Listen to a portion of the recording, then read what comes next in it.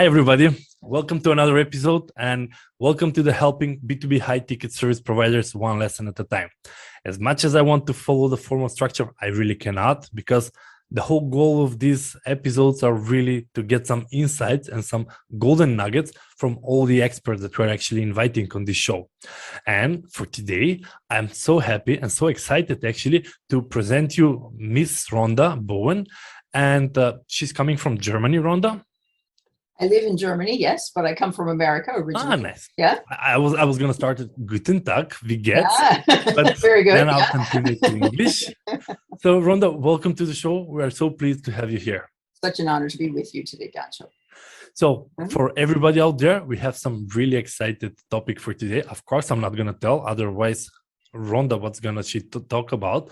So Rhonda, before we dive into the main topic for today, I would really appreciate if you could just, in short, give us a short description on who you are and your origin story and what you do, so we can have the background. Wonderful. Well, if I do my origin story, that could take a long time, so I'll keep that part short. I'm Rhonda Bowen. I was born in the U.S. many moons ago, and have lived in Germany permanently since the end of '83. And have had my own business here since 1988. I work with what I call best professionals, people in business, engineering, science, and technology. Those are the people I love to work with because they're exactly the opposite of me, and I help them do the things that are not easy for them. I've worked with people from more than 70 countries. And so my topic is talking about communication across cultures. And you may say, well, what does that mean? Is that cross-cultural communication? Is that intercultural communication? There are lots of buzzwords that people all know about. I don't use any of those. And there's a very special reason for that, but we'll get to that in a moment. Yeah? Nice. Yeah. And I'm interested, Rhonda, when you say you work with BEST, the business, engineering, science, and technology, you put a teaser there exactly opposite than me. So what do you actually mean by that? You're serving clients that are not actually, something that they don't know? Yeah, and they know lots of things that I don't know. And that's a very important aspect of what we do. No, my title, if you ask me what is my job, I would tell you I'm a global strategic communication guide. Wow, sounds complicated. And that sounds like a lot of words. The most important word is the guide part, like a tour guide. You may know if you are going to a place you've never been before and you need a tour guide, you have lots of options. And I always say, if I were your tour guide to the Eiffel Tower in Paris, for example, you could just book a tour and get on a bus with 50 other people. They drop you off, you have 15 minutes, and then you go away. If you would want to go with me to the Eiffel Tower, I would first ask you all kinds of questions. I'd say, do you want to see it during the daytime or at night when it's lit up and looks pretty? Do you want to be right under it or on it? Or do you want to go to Montmartre and stand on the mountain and look at it across and see the whole thing? Do you want to go in the summer when it's warm, or do you want to go in the winter when they put ice on it? You can go ice skating on the Eiffel Tower. What do you want to get out of the Eiffel Tower? And I would make sure that as your guide, I get you those kinds of experiences that you need with the Eiffel Tower. And that's what I do with communication as well. Nice. So you actually give them options, like preferences. What do you want? So based on that preference, I can tailor the whole Eiffel Tower experience. And I'm curious, if they have no clue what they want, they're like lost tourists like me in Paris. And I'm like, where is the Eiffel Tower? There. Okay, what should we do? Yeah. Well, the whole point is, even if you've never been to Paris or to the Eiffel Tower, you've probably seen a picture or in a movie or something, and you know what's fascinating about it, and you know what you don't know, and you know what you're interested in. So if I say to you, for example, if we go in the winter, you can ice skate, I personally wouldn't go there then because I can't ice skate. So it wouldn't help me very much to go and rent ice skates and try to ice skate. If you said you wanted to paint this, then you can't stand underneath it because then you can't see it. So you need to know what you want out of the experience, even if you don't know what the experience is yet. And that's what I try to help you find out. That's why I'm a guide. Nice. Now it has a perfect sense. And the other thing that you mentioned, is addition to the best, was actually communication across culture. So when it comes to cross culture, is it like geographical, how Indian people talk versus how German more stricter conversation they do compared That's, to, I don't know, I'm really stereotyping on this one, but oh, that's fine. in That's which fine. direction is a cross culture communication? Yeah. Well, that's why I say it's across cultures, because the biggest problem for us is not to know, for example, understanding head shaking in India, which if you're going to go to India or work with people in India, that's very important. But of course, many of us never go to other countries. You know, this classic thing about you need two hands to hand somebody a business card in Japan. Well, you know, Japanese people learn that if you talk to people from the West, you do it with one hand. Well, how do you do it then? You know, there are lots of things like that where everybody is now learning about things, but what you really need to know is what is appropriate for the situation and how do you figure that out? And so cultures is not only if you and I went to Japan, I've been in Japan, it's a wonderful place. I've had business cards both ways, but what does it mean when we need to talk to somebody who doesn't talk or think or react the way we do when we communicate? And that's the really important thing, because you'd be surprised how many people, if there are salespeople in a company and there are technical people in a company, two engineers from two totally different countries may have a much better conversation than a salesperson and an engineer who grew up in the same town, who speak the same language, who work in the same company, and they don't understand each other. So there are not only cultures like where's your passport from or where do you live, which for me is two different things, but the other thing is what happens if there are cultures inside your organization or inside your company. And a lot of people talk about silos. I grew up on a farm. A silo has a whole different meaning for me, so I don't think about silos. You never get out. I think about cultures in companies as having glass walls. You know, there's this thing about getting up the glass ceiling. You know, there's a limit and you can't get to the next level. That's a very important thing for people, and that's really important. But there are also glass walls between different departments. And if you can't learn to talk to the people on your level first and get through the glass walls, it's hard to climb to the next level and get to the glass ceiling. So cultures are sales versus, for example, in a software company, delivery and implementation, and then you have support, and then you have maintenance. They all do different things. They are all in their little glass walls between them. But the problem is they all talk to the same client. And then what happens? Then all of those glass walls become very obvious. It looks like everybody can see what's going on, but the information isn't getting through the walls. And the poor client talks to 3 different people from 3 different departments and gets 10 different answers to his question. And it's confusion both for the client, meaning to the outside or to a vendor, but it's also confusion within the company. Oh, I thought you do that. No, you're supposed to do that. And when all of that goes on, think about what's happening to the poor client. They have no idea what's going on.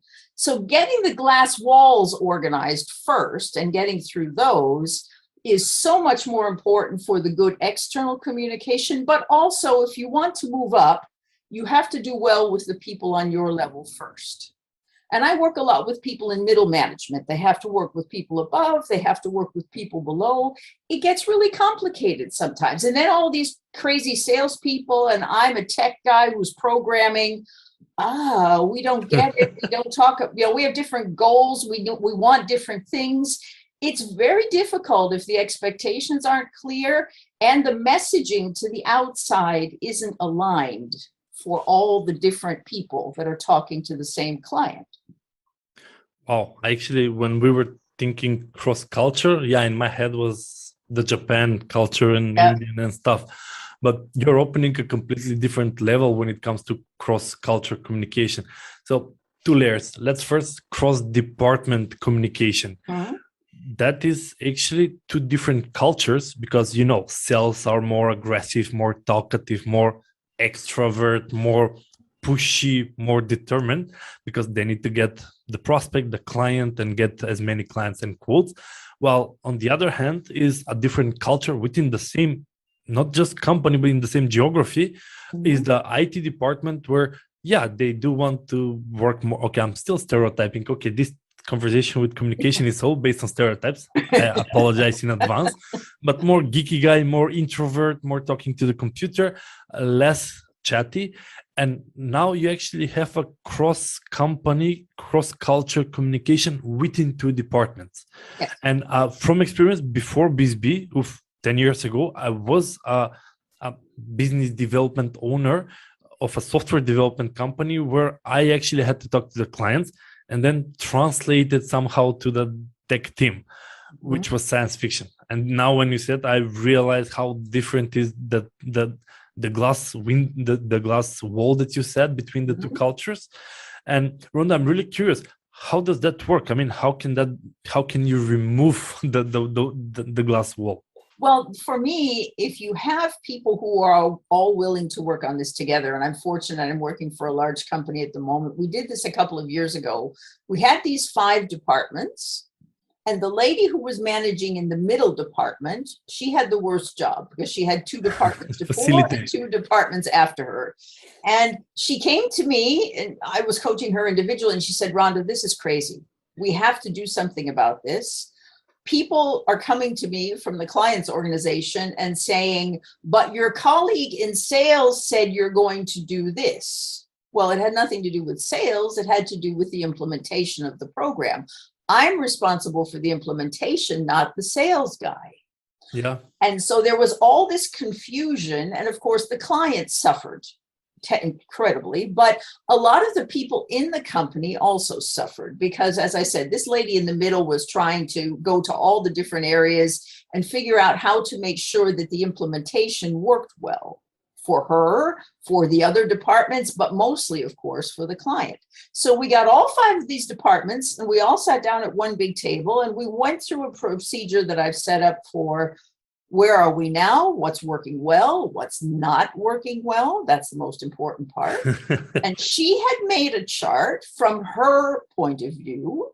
This is what my department does. This is what I think Department A and B do, and Department D and E do. And if I see the whole chain, it looks like this. And we actually walked through the whole thing.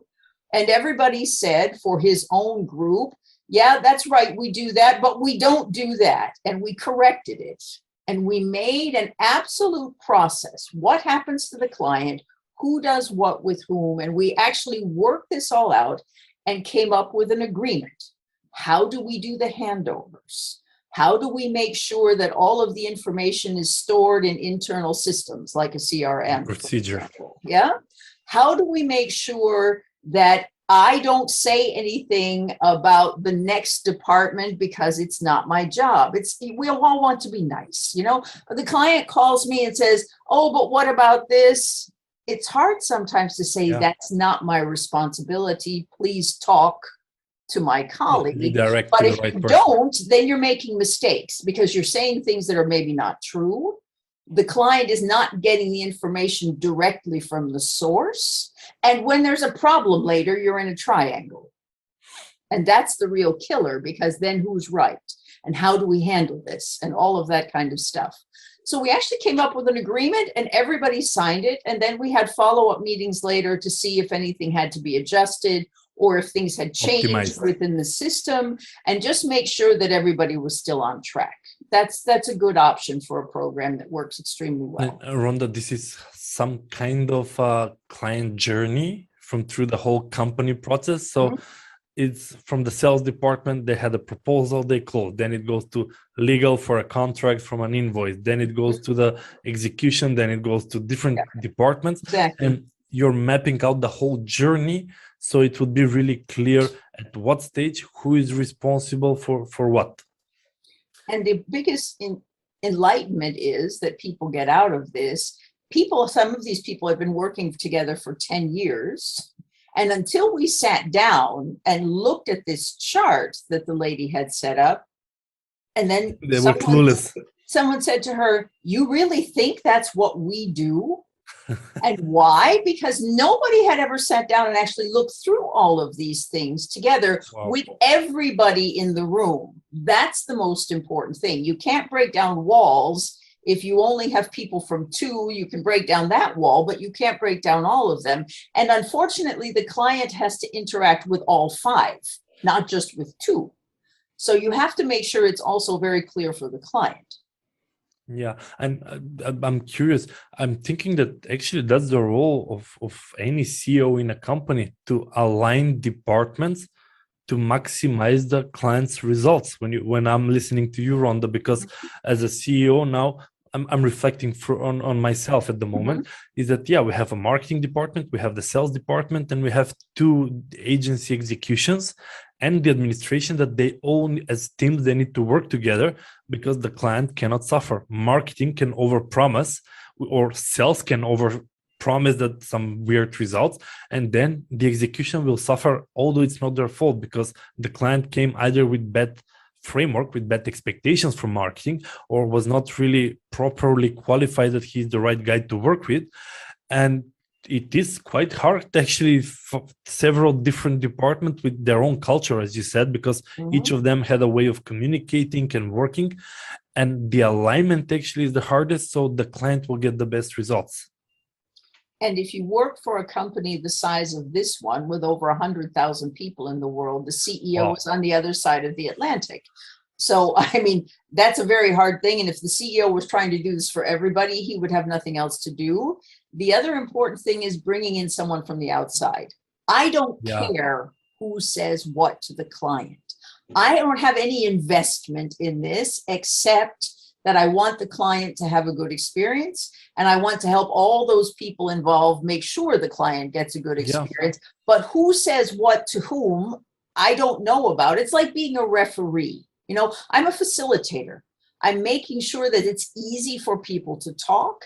And that's like a referee in a sports game. You know, you blow the whistle or show the card or whatever when it doesn't work. But I don't care who wins the game at the end. And that's the wonderful thing. I have no investment, or as a lot of people say, I have no skin in the game, if you like that phrase. So I only have the skin in the game that says, I want the game to come out and be positive for everybody at the end, just like a referee says, I don't want anybody breaking the rules. So that's why a guide, you know, take people along and take them by the hand and show them what it is. I don't just send this to them and say, here, figure it out. I sit at the table with them and actually work through it with them, because when they have a question, like for the Eiffel Tower, then I can ask them the questions. And that's why I said I like working with like technical or scientific people, because I don't understand any of this. They have to work really hard to explain all of this to me. But if they get it explained to me, then it's also the way they need to explain to the client, or just to the person in the other department who doesn't understand. Well, I think that's really unique, because the unbiased view of the organization is something that the CEO will never be able to do, like see the big picture, because you're in day-to-day operations. And perhaps maybe that's why people hire consultants. That's why we hire consultants even, is that we need a third-party view, unbiased. We will tell you, look, this is really good, this is really bad, and I'm telling you because you're paying me to tell you the truth, and not be like, well, you know what, from different angles. And Rhonda, that's quite interesting that you're saying that cross department, there is a huge difference in culture. But you also mentioned another level, that even if it's cross department, it could be cross hierarchy. Like if you're a middle management, you have one culture. Then if you are top tier, you have a different culture. And if you're low, so even within the same department, you have 3 layers of ceilings, and each of them have a cross culture communication at the end of the day, right? Well, and for me, the culture is more between the different departments. Within a certain department, I think the biggest difference between people at various levels is their attention to what it is that they're responsible for.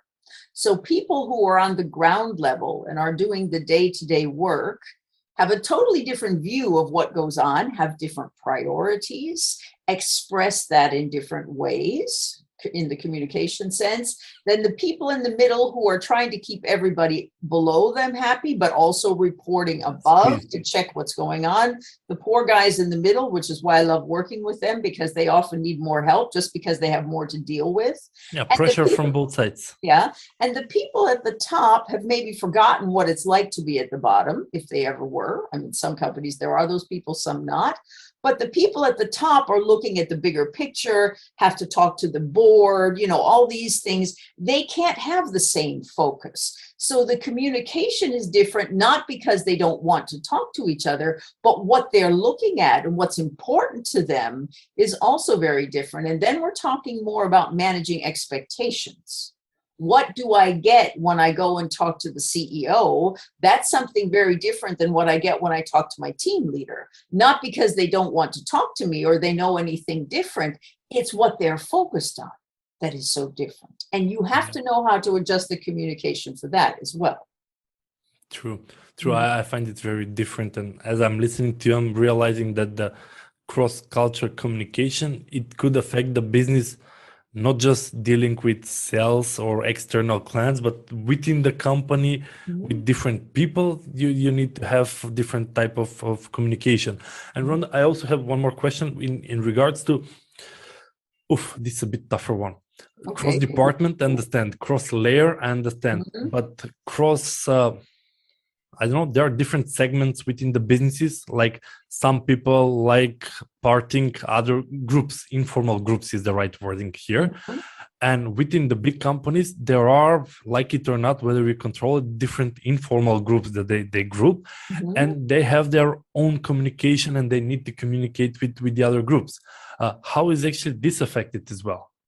Well, the important thing with any kind of a group is there's a reason why a group of people are together. And if you're talking about the communication, you often see this. And that's why I said talking to best professionals for me is important, because groups, also professions, have their own jargon. They have their own language for things. They have ways to talk about things that other people don't. So if I'm in an informal group and we all like riding motorcycles. I spoke to a client today who's off for a motorcycle trip for the weekend. And when I spoke to his boss later, she said, "Oh, Rhonda, I don't know anything about riding motorcycles." Well, they're wonderful colleagues. They've known each other for years, but she said, "I really don't know so much about this guy when he goes riding motorcycles." And I told her some things. She said, "Oh, that's really interesting. See, he's talking to me about motorcycles, but he's not talking to her. It's not a group, but it's a similar thing." All of those informal things that are often going on in a group are because people have found things that they share, which are not part of the job. And therefore, when you're in that group, there's that insider knowledge, there's that jargon, there's that things we've done before together that nobody else knows about. You have all of those things, and there's no problem inside a group ever, because that's why it's a group. The minute that group has to talk to another group, whatever that is, there are two really important things. You know, the classic, there's a sender and a receiver for communication. The problem is what the sender sends is not necessarily what the receiver gets, you know. I always say, grew up in America, a football is the message. The quarterback has the football in his hand. He can hand it to somebody. He can throw it. Somebody can kick it. There are all kinds of ways to get the message to the next person. The question is, which one do you use and which one is appropriate? I don't know if you're familiar with the film Philadelphia from the 80s with Tom Hanks and Denzel Washington. They're both lawyers, and Tom Hanks comes and talks to Denzel Washington and wants help, and Denzel Washington doesn't want to help him, but the first thing he says to him is, "I don't understand this. Explain it to me like I'm a 5-year-old." I've heard the thing. I don't remember the movie. All right. But, you know, if you and I are not in the same group and you're talking about marketing agency things that I don't understand anything about at all, and that's nice that I don't, because that's the way we learn from other people, obviously.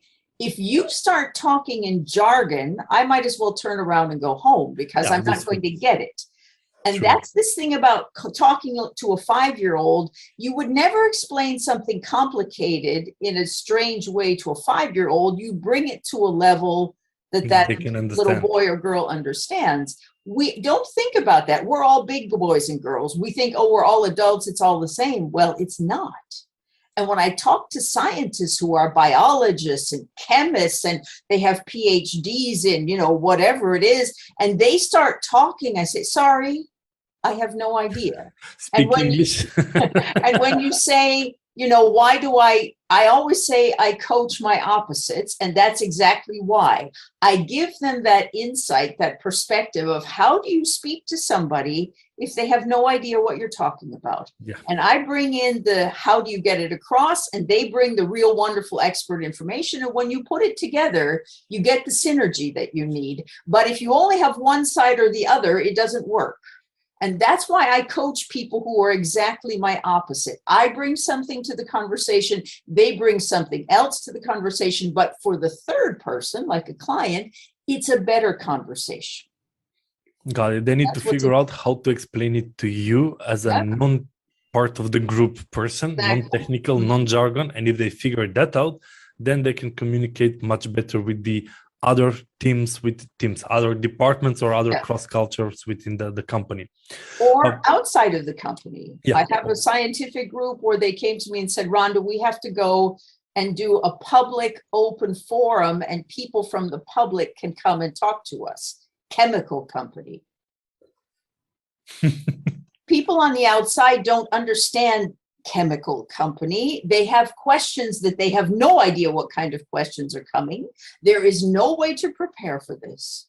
And so we sat down and went through this, and I said, what do you think they could ask? They wrote it on a piece of paper, and then I asked the questions in a totally different way. That's what you need to be able to do. You need to get the other perspective. And if you're not sure, you need to ask them what they mean so you really get the right question. Because if you talk up here, you're going to lose them and they're going to leave the room. It will be too technical. Yeah. I see. Rhonda, I'm looking at the time. I do have one more question for you. And we actually ask everybody here that's our guest. So the thing is that what's the one single thing that you've learned and you want to share and you want to be remembered for? So imagine it's like even after 100 years, people will be like, I remember Rhonda by that one thing that it is. And yeah, I do make it too ambitious like that in order to put the emphasis, like if you have to choose only one, because I'm sure that with your experience, you have so many lessons to share, but what would be that one thing that you want to share it here? After all those wonderful years of experience, as you so rightly said, what I've come up with is my own way to make sure that when I'm in a session, whether it's with an individual, as the two of us are today, Dancho, or whether I'm in a whole group, I talk about whisperation sessions. And whisperation is just a combination of two words everybody knows, wisdom and inspiration. So when you come into the conversation, you either bring wisdom, like all of your experience and the knowledge you have, or you have questions about wisdom. There are things you don't know, like ice skating on the Eiffel Tower, that you bring in questions. And then we sit and we discuss whatever the topic is. And that's why I said facilitation is so important to me. I don't care what we're talking about. It's my job to make sure that people share their wisdom and get wisdom from other people, whoever's there. And then the next important thing is not just to get it in your head and understand it, but what does that make you able to do when you leave this group or the room and you go out and do your own thing? What's the inspiration? What's the motivation you get? And how do you transfer this? I'm a very practical person. How do I take this now and use it in my own life to make my own communication across cultures better than it was before? So it's not being the expert. It's not teaching. It's not saying do this, this, this, and this, because I don't know. And communication is a very individual thing. It's like breathing. We all do it, but we all do it differently, and we all need different things. So bringing the wisdom and getting the wisdom from others, but then having the inspiration to look beyond and say, what does this mean for me, for my life, for my company, for my clients, whoever it is? How can I use that newfound wisdom to be inspired to go out and make my communication better? And that's the one thing. Whisperation is the one thing I'd love to be remembered for. Nice. I wrote it down as well. Okay, good. Well, Rhonda, we are reaching the end of this interview. I'm sure that many of our listeners now would start looking at the cross-cultural communication from a completely different angle. And I'm sure that they will have far many additional questions that we cannot cover everything here. So how people can actually find you, how they can reach out to you, whether they have some questions, whether they want to get on a call, or whether they even are interested in using your services, where people can find you, Rhonda? I think the best way is to just start by contacting me on LinkedIn. My name is Rhonda L, my middle initial, Rhonda L Bowen. There are lots of Rhonda Bowens in the world. So it's Rhonda L Bowen on LinkedIn. And once they message me, then I can give them a link for a call, or I can send them information if they have something specific they already want to know about. But I think that's the easiest way. First, just one point of contact, and then we go from there. Because as I said, it's not finished in a little box or in a package. Yeah. It has to be what the person really needs. To be tailored experience. Well, what I'm going to do, Rhonda, is I'm actually going to put your LinkedIn under the video. So whoever is interested, they can find you on LinkedIn. And before we finish the interview, Rhonda, what I usually do is that as a student, I also take notes as you talk. So Excellent. Look at you. That's what I do when I facilitate as well. That's I'm the one all from taking today. the notes. So I actually had a few more golden nuggets from you, actually 3 to 4 different golden nuggets that I took. And I really wanted to summarize just in short all the things that I learned from this conversation. And I hope that if others picked it up or not. But first thing that I really liked was that you're positioning yourself not as a consultant, not as a coach, but as a guide. So actually you're asking people what they want to get out of the experience, so you would then know how to tailor the experience for them. Mm-hmm. So unless you know what you want to get out of the experience, how are you going to experience it the right way? So that was really interesting. The second part was that, you've touched the cross-culture conversation and communication, but in my head first it was that, okay, it's cross-culture between geographies or between religion or between more high-level overview, but you actually brought it to intra-cultural cross-department communication, which it gives a completely different perspective. If you're aware of this, you should talk differently with your marketing department, with your IT department, with your sales department, because you should start considering that they are a different culture than you, and you need to adjust to be understood. So that was really good, but also they all need to be aligned in order the client to get the most value. Otherwise, you have like 3 sub companies within a big company. The other part was the fourth thing that I got out of here was that it's not even cross department, even it's across the same department, but on a different layer. But this is not different culture, but it's more different views and different expectations at different layers. So again, you need a different way of communicating, whether it's top down, bottom down, or if you're in the middle, squeezed between the 2 sides. Mm-hmm. And the last thing I wrote here was the whisperation, the last thing you said, which is between the wisdom and inspiration, which I like that some people bring the wisdom, but the other people bring the questions. And in this case, I was the questioning guy because I had so many thoughts that I wanted to ask, to clarify, and having you on the other side with the wisdom, it was really useful for me. And I hope that everybody that were listening would be able to take something out of this call. Exactly. Those were my notes so far, Rhonda. I really want to thank you for coming to the show. And for everybody else, I will leave Rhonda's LinkedIn. Feel free to reach out.